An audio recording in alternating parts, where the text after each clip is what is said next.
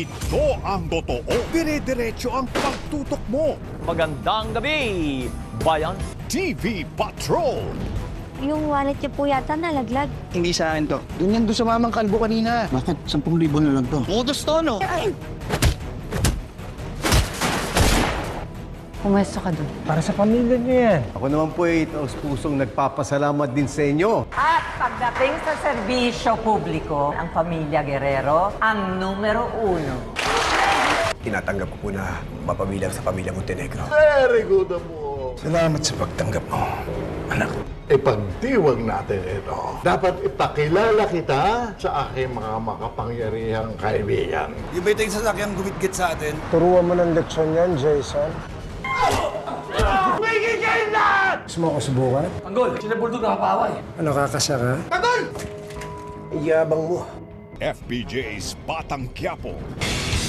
May kinakalit ka na babae sa 4th floor. Siyang maghuhugas ng paglapastangan ng mga tao. Permission to engage. It's now or may madadamay pang iba. Jaguar, no. Kalimutan mo na yung sing-sing lang yun. Our enemies are scattered. Stay focused.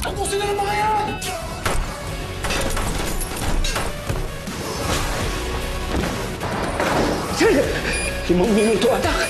Nabuhay sa atin! Incognito.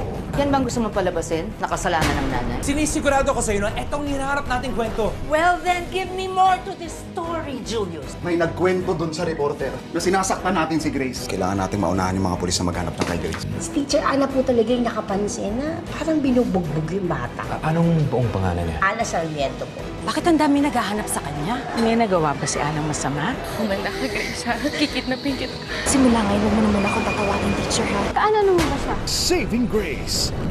Uminom tayo, minsan. Surgeon siya at nagdadrive ng sports car. Kahit sinong single dito, ibibigay ang mga kamay at paa makainuman lang siya.